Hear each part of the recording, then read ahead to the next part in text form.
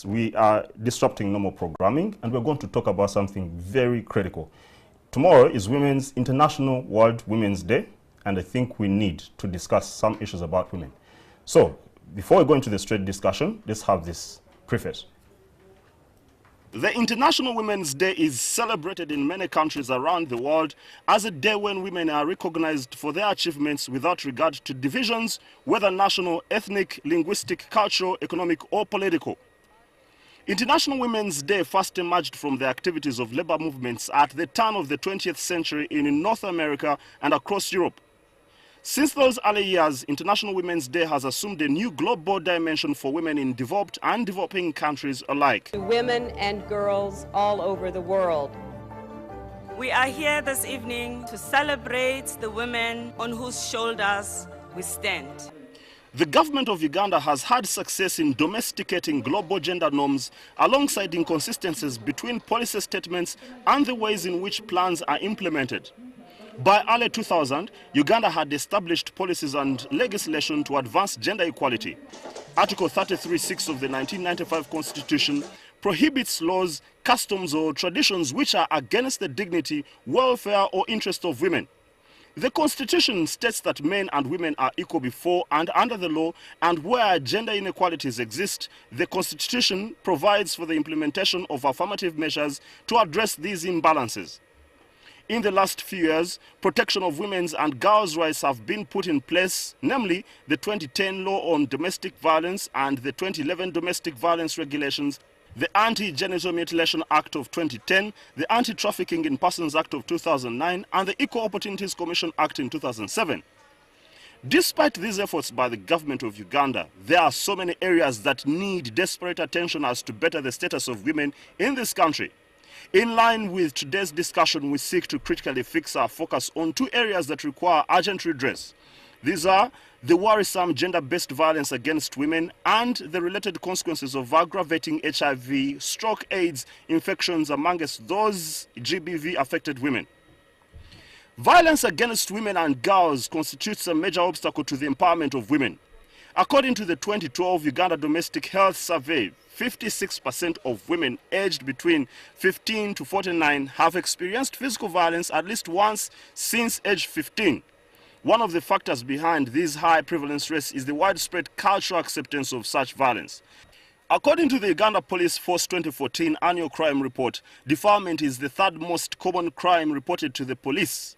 However, the conviction rate for rape and defilement cases stands at 0.8% and 1.8% only, respectively. On top of the multitudinous stakeholder efforts undertaken by government and several other civil society organizations in assuaging the plight of women suffering from violence and HIV/AIDS, a particular community organization in Uganda called Reach Out Mbuya is helping to pragmatically provide solutions. NTV, in partnership with Reach Out Mbuya HIV/AIDS initiative, bring to you this discussion on how we can take stock of the progress made on women's right to health, how to combat gender-based violence, and reduce HIV/AIDS infections. Follow and engage with us on this discussion on our Facebook and Twitter platforms. You are welcome.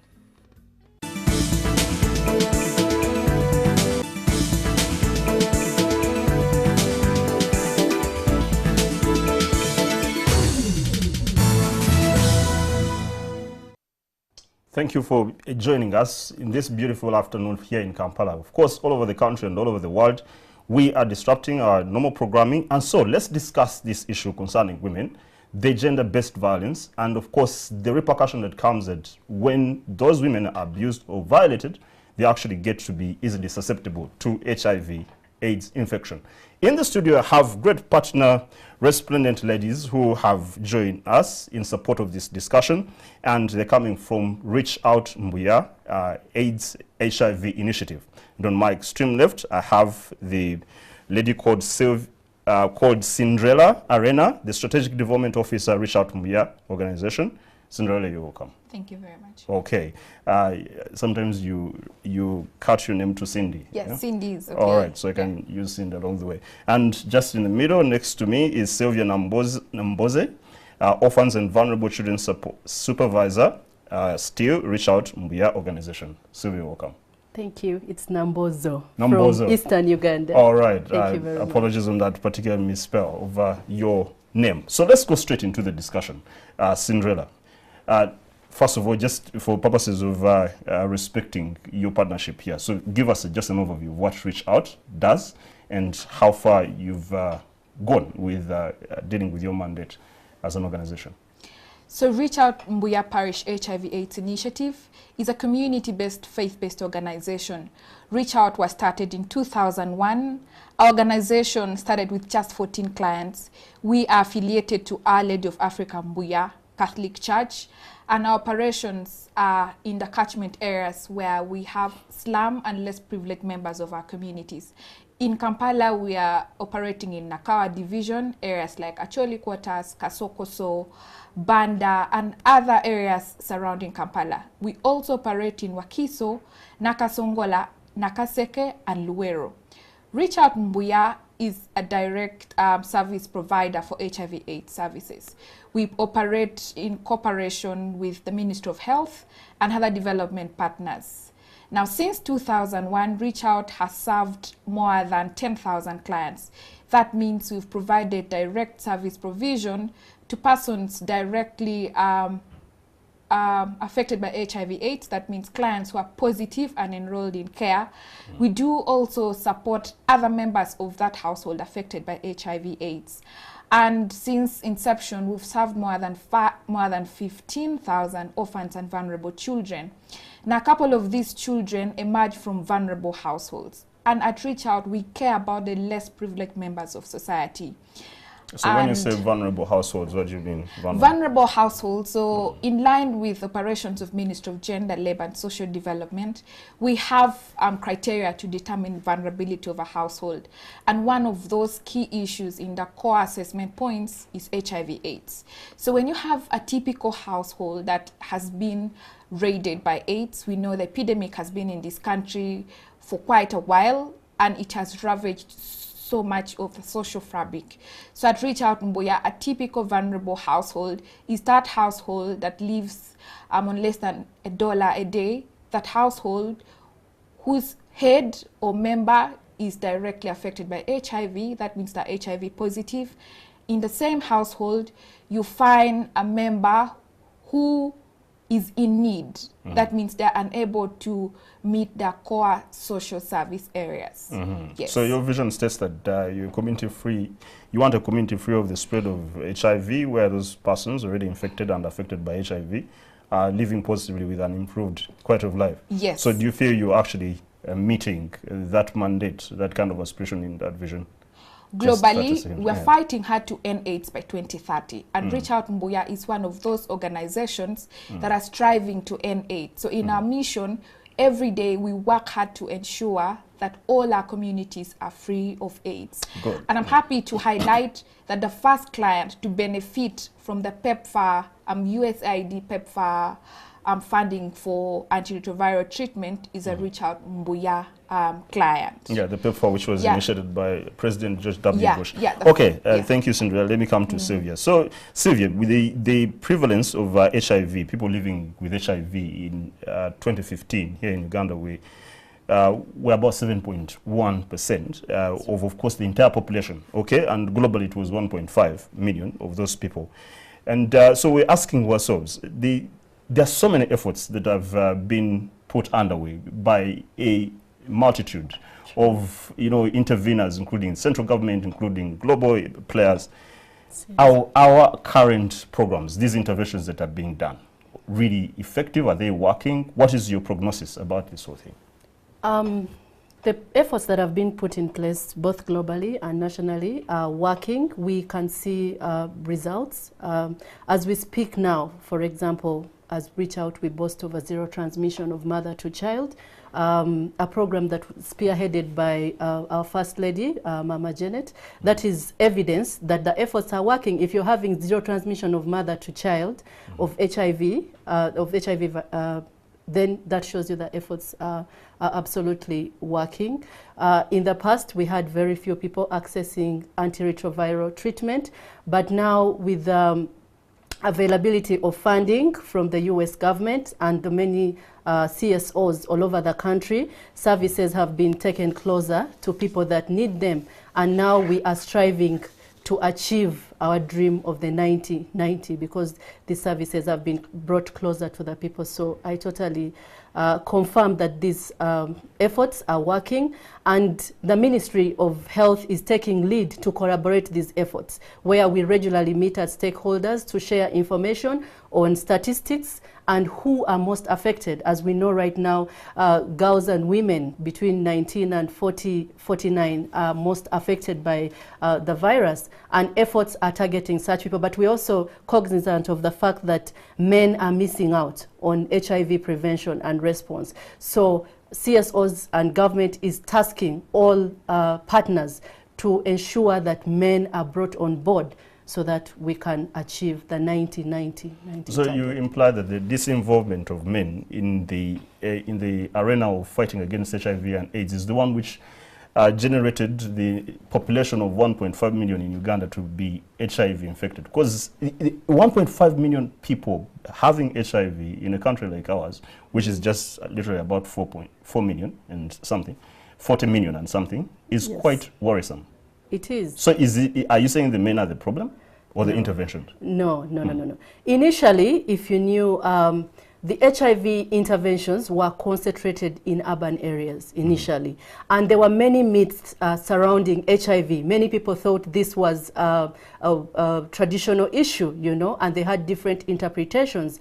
But with sensitization, massive one at that, and availability of these drugs, we've been able to disapprove some of these myths, and people have been able to come out and receive these services. But also the pioneers, we've used peers, people who are able to come out and speak about their HIV status. So initially there were issues of stigma, but also lack of information. People did not have sufficient information about HIV, but all this is being addressed. So we cannot just tailor it down to only men. All right, just 2 minutes.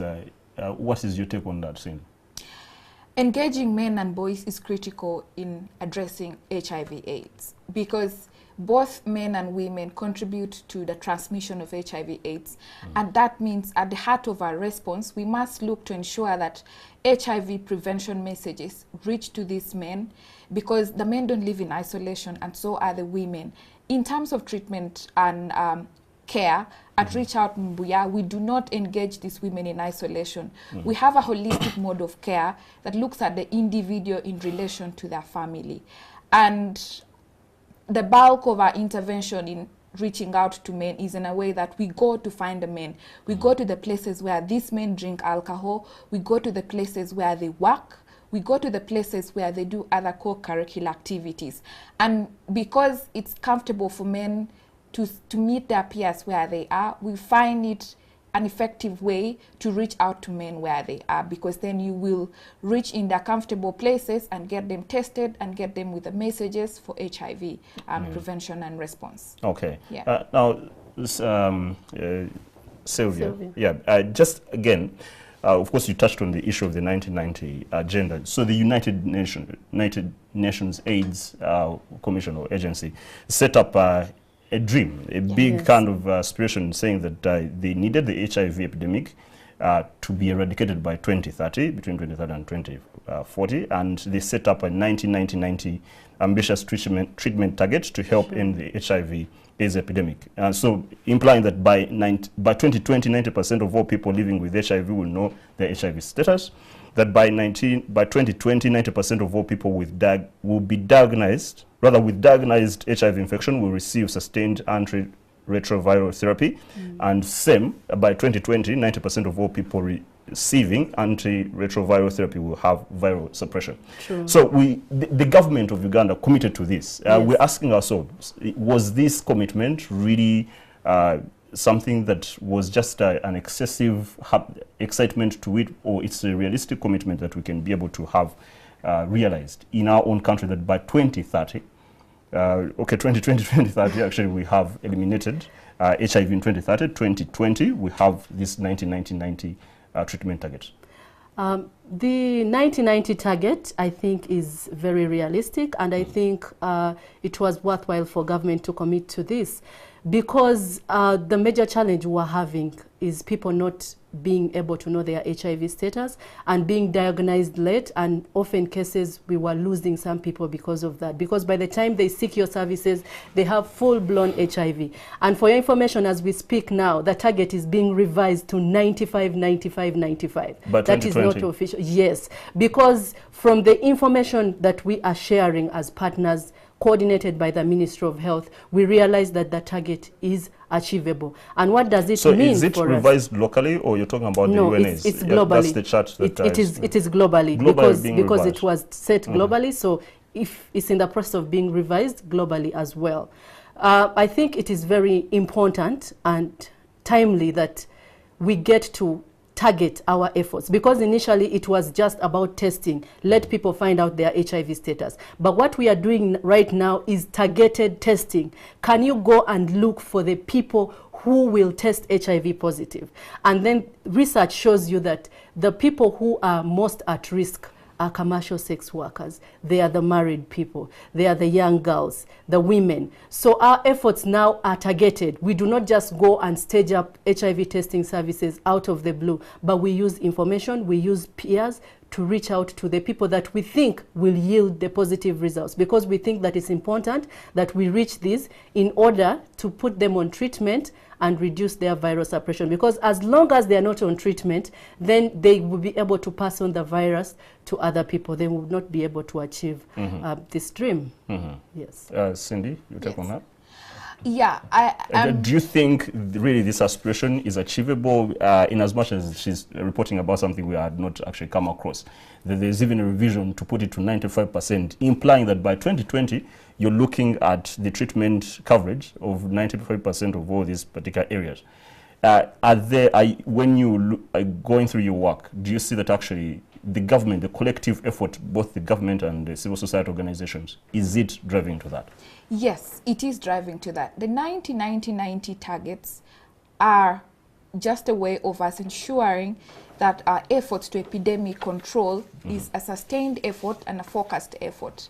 Let's look at the third 90, where we're aiming at viral load suppression.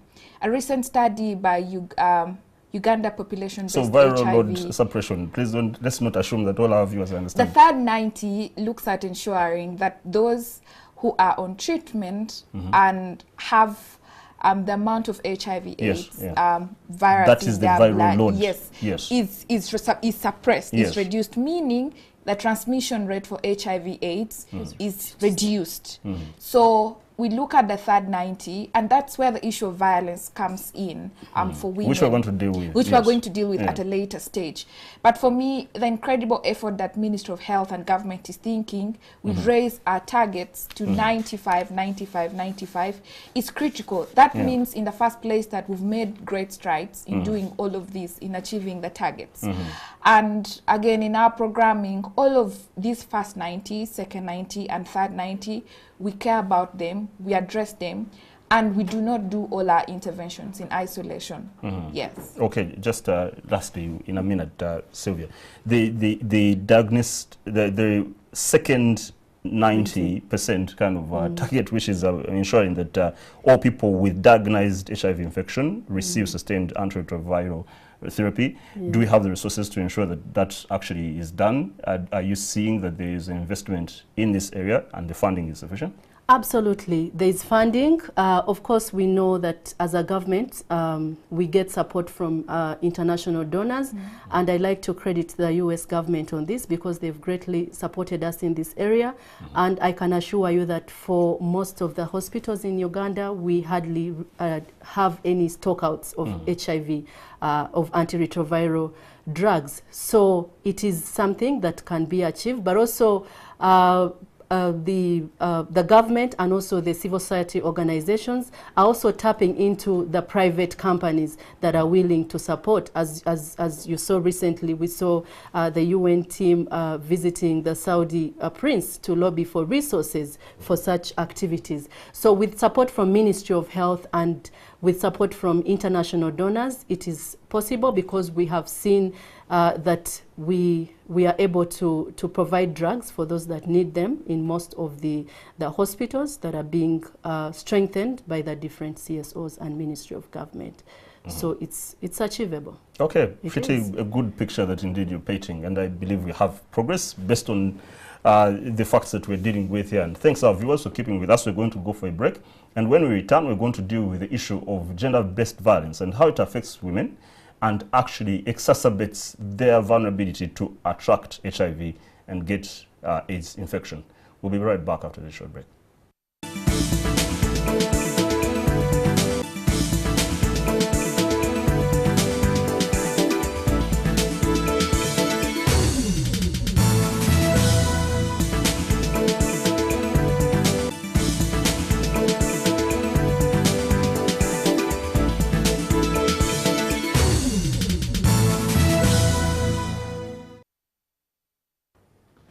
Just to see the efforts of what Reach Out is doing, of course, in consonance with what we are discussing about HIV interventions and ensuring that we reduce the devastating behavior of people violently abusing women. Let's have this just clip and you understand what they're doing.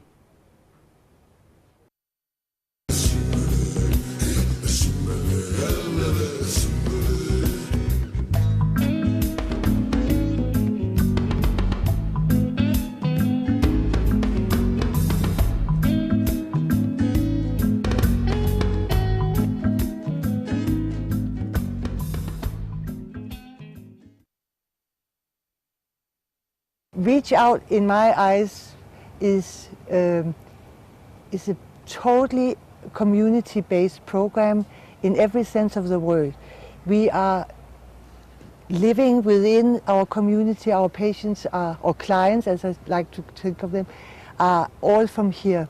And so we know each other and we help each other, not only with the medical issues, but when you work with poor people, you really have to look at the whole part of the family as well, of the food, and how they can participate in the community. Reach Out is a faith-based organization, and it started in this place of Mbuya. It started in this church way back in the year 2000. The situation of HIV/AIDS in the whole country was very, very bad. I came to Uganda in January 2001. I first time met Father Joseph Aketi, the parish priest of Mbuya Parish. He said, "I want to meet you, doctor, because I'm giving the last sacraments to people in the community, and 2 months later they are up singing in the choir. What is happening?" And what was really happening was that because of people were not dying of their HIV/AIDS per se, but the opportunistic infections, which we could treat. And Father did then the beautiful thing that he invited us to come and make a clinic in the church. And that was just in the bottom under the church, a proper church, a couple of rooms, and we could start cleaning.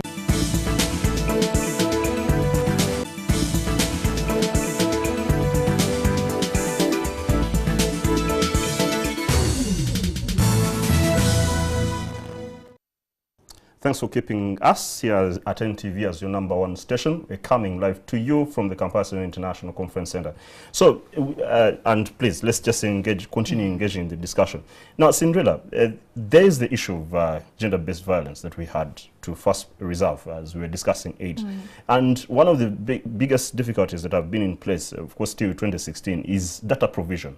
The availability of that data was notoriously very difficult. However, of course, we currently now have the Uganda National GBV database, which is a functional and innovative system currently operating in 73 districts. It's been reported because when there was a status of women conference in 2016 in New York, it was unveiled, and the countries there, they committed to actually sponsor it. So currently the database is able to collect real-time, highly disaggregated data on GBV from a variety of public sources. And at the moment, between January 2014, not at the moment actually, between January 2014 and October 2016, there were recorded 16,500 GBV cases.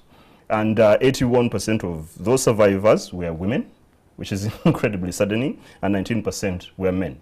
So let's just understand this, how should it be even conceivable or still existent that women are suffering this kind of mistreatment and plight, the gender-based violence? Gender-based violence affects women and girls quite much. Like you've highlighted, I think of the 16,000, more than double this number could be unreported cases of violence. Yeah, exactly, and that was just 2016. Yeah, have been unreported. Women's rights have been violated.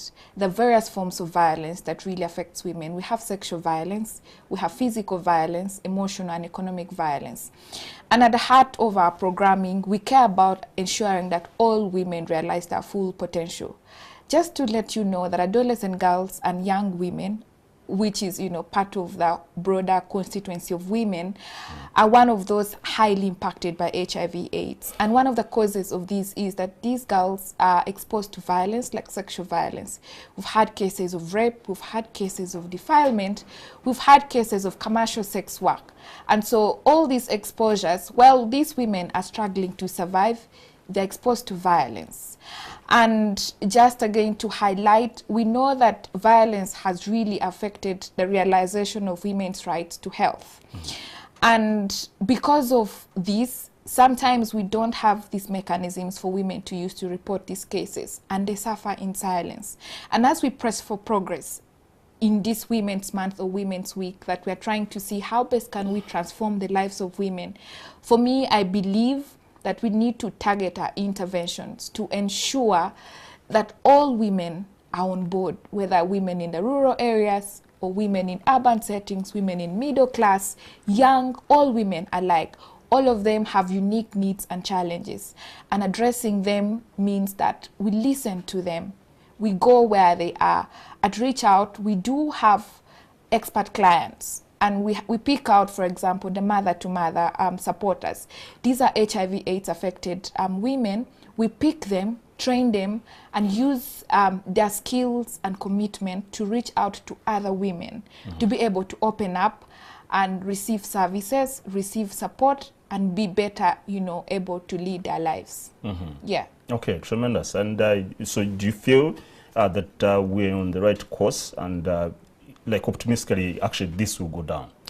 Progress has been made, but we cannot neglect the fact that there's still, you know, pressing needs. One of those is, you know, poverty. And the bulk of women live in rural areas and are struggling day and night with so many needs to meet. We're seeing some gender norms, you know, heightening the risk of women. We talked recently about this issue that we have men who do not provide for their families, and they leave these women suffering. A lot still needs to be done to improve, you know, the lives of women. Okay, thank you. Well articulated, and at least I believe with one of these particular efforts of discussing this, people out there are going to make sure that they take serious caution and commitment to ensure that this is reduced, this kind of gender-based violence.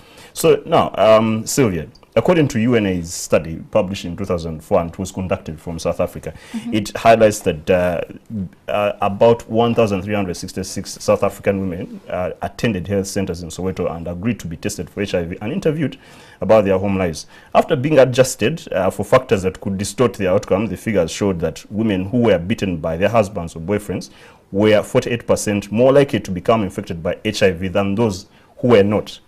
And a similar study was done in Tanzania. So what is the nexus? Why would it be that the person who is battered and is this vulnerable actually is also more susceptible to HIV infection? What is the nexus in between these two factors? Well, research, like you've said, shows the correlation between the two, HIV and gender-based violence. Where we see HIV leading to gender-based violence, but also gender-based violence leading to HIV. How? Like you've given a good example of battered ladies. One could get HIV because there is contact. It could be exchange of blood. They could get HIV through that. Where we have a client who fought with her husband and got HIV through that. But also we have seen scenarios where women who are in abusive relationships are not comfortable to come out and receive HIV services because of fear of being beaten or being isolated. But also when we look at the people living with HIV, even those who have been able to come out, test and receive treatment, they still receive enormous stigmatization and discrimination in their communities, which sometimes hinders the efforts in HIV prevention, treatment, and viral suppression. You know, if someone will be blamed and be criticized for seeking treatment, then they rather not. But look at a mother who is constantly being beaten, and probably she's pregnant. She may not seek treatment, and what will happen? She's likely to pass on HIV to her unborn child, which then frustrates the efforts of our dream of the 1990. So it is very important that we recognize the fact that HIV and gender-based violence are related, but then HIV does not exist in isolation. There are many factors surrounding HIV, and we cannot think that by merely testing and providing people with antiretroviral treatment, it is enough for us to achieve viral suppression and achieve our big dream of the 390s. But it's important that we address all these other factors. Can we look at gender-based violence? What is causing it? Cindy talked about poverty. Yes, but there are also society norms that put men way above women and look at women as property. Now, a woman will need to consult her husband on everything. We have seen women who walk into our clinic and test for HIV. They test positive, but cannot go home and disclose these results. And this frustrates the HIV efforts, because if she cannot disclose to her partner, then she's exactly. But also he could be living with HIV but has not tested. Then she will be reinfected. Much as she's on treatment, she will be reinfected by her husband who is not on treatment. So it's important that we recognize all these other factors, GBV inclusive, that affect efforts in HIV. It could be nutrition. If our people do not have enough food, then they will not even bother to swallow the drugs. They'll tell you, I cannot take those strong medications on an empty stomach. So they will shun the treatment. And what will happen? The virus will increase. And before we realize it, they are spreading it, but they could be also losing their lives. So it is important, but like Cinderella mentioned, when it comes to sexual violence or issues of violence, people do not want to come out and speak. But you also pity the ladies. Most of them rely on their husbands for economic survival. So we have worked with the Family and Child Protection Unit of Police, where they tell you women come and report gender-based violence, but they will just stop at telling you, I came to report this case, but do not summon my husband, let's not talk about it. But just in case something happens to me, you know that my husband has been battering me. Now that frustrates your interventions, because without her consent, you cannot summon her husband, and then she will continue being battered. You know, and then she will not seek treatment. Or if she's getting the treatment, she may not be free to swallow her antiretroviral treatment, you know.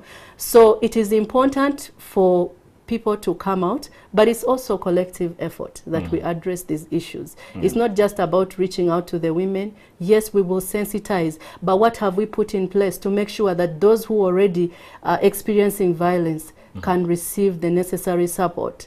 How can they be treated for the wounds that they sustain? If a girl has been defiled, can she be able to access the post-exposure prophylaxis so that we can contain the virus within 72 hours and save her life, you know? So all these efforts need to be put in place. Without that, we'll not achieve this dream. Yeah, well, yeah, tremendously well said, and the good thing you're doing something. So Cindy, yes, just in a couple of minutes, what exactly actually are you doing, just in supplementation of what the video introduction was doing, as reach out to make practical intervention in this particular area of HIV infection and, of course, the abuse of women? At Reach Out Mbuya, we do utilize the gender transformative intervention model. And that means at the heart of our intervention, we look at men and women as partners in addressing violence issues. Our response and prevention takes into consideration that we engage men and boys, just like women and girls. And recently we've had a number of GBV awareness days where we go into the communities and sensitize people and create this awareness of their rights, of where to report cases of violence, and how we as Reach Out work in a continuum of a range of service providers to address these issues. So we do work with police, we have a strong network of LC1 chairpersons across Nakawa division. And these LCs, as a sustainable model, we've empowered them to identify cases of violence, and they simply alert us, and that's where we come in to provide the support. But also, all our clinical and medical teams have been trained, and that means they do not only have the medical lens to look at an HIV/AIDS or health issue for any woman walking in for service, but they also have the gender lens. We've done trainings on gender norms, and so they're able to detect any case of violence that has happened. And in the way we are doing work, for me, I feel we're trying to, reduce the cases of these violence issues affecting achieving the 90-90 goals. Like I mentioned, the third 90 cannot be achieved. We cannot reduce viral load suppression if we do not deal with underlying issues in communities. We cannot ensure any woman lives and gets to her full potential if we don't listen to these women. If they have violence issues at homes, we have a strong community network that goes in to speak to these women. We do village meetings where we listen and get feedback. And through, building that relationship with our clients, with women and girls whom we work with, we get sustained impact, we get incredible results. We get to meet their needs in a comprehensive way. Okay, thank you so much. Let's go for a break and then come back and just see how we broadly summarize on this particular matter. But so far, pretty comprehensive and informative. Thank you, our viewers. Just after this short break, we'll be back.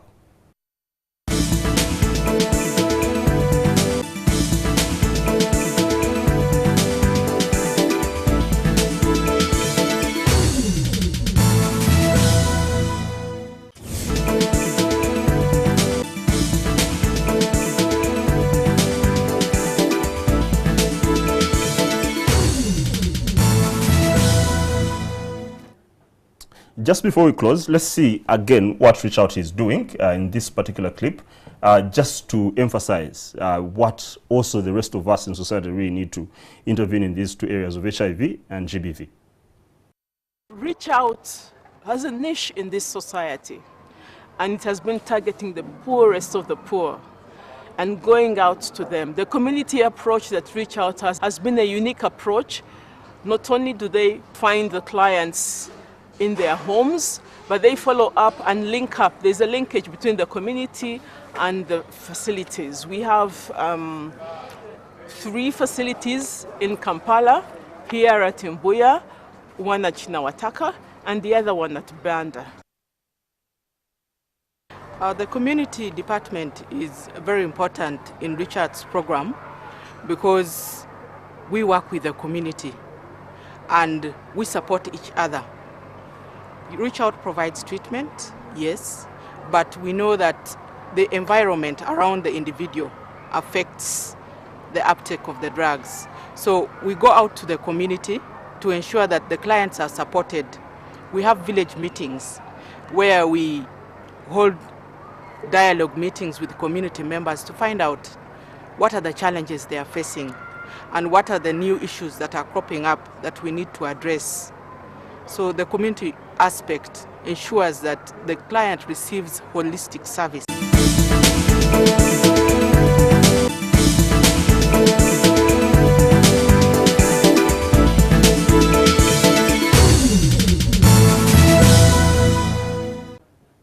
Thank you, our viewers, for keeping with us and keeping us as your #1 station. This is NTV, and we're discussing GBV, HIV/AIDS relation, and how we can indeed decrease or combat this. So, Sylvia, just help us, just as we're wrapping up this whole discussion, what other measures, practical measures, are needed to ensure that we increase the rate or simply escalate the efforts of, rather the intervention measures to reduce or just curtail this particular problem? Okay, in addressing gender-based violence in relation to HIV, it is very important that we start with the ordinary person. If it is girls and women, as highlighted by statistics, that are most affected by these two major issues, it is important that we design programs that empower them. One, they need to know that they have rights, you know, and they need to know the risks at hand. But most importantly, they need to know how to prevent gender-based violence and HIV. You can prevent HIV by, first of all, knowing your HIV status. And if you're positive, of course, the health workers will enroll you on treatment and support you through your treatment. If you're HIV negative, they will still provide you with information on how to remain negative for the rest of your life. And then for those who are HIV positive, they need to know that it's not a death sentence. Life goes on after HIV. An HIV positive mother can give birth to an HIV negative baby. And then we need to also watch over each other. I'm a neighbor and I'm seeing issues of violence occurring in my neighbor's home. What am I doing about it? Mm-hmm. You know, right from the community. When I report this case to the LC, I expect the LC to do something about this case, you know. Mm-hmm. From the LC, if it's something he cannot manage at his desk, can he refer it to police? There's a whole designated department to handle that, the Child and Family Protection Unit. Mm-hmm. Now, when it gets to police, I know with all the challenges that you are faced with, can you please accord the necessary attention to these issues that affect the family, you know, so that people do not feel discouraged and lose hope in police. Because we've had scenarios where they say, even when we report issues of child neglect, they have not done much, you know.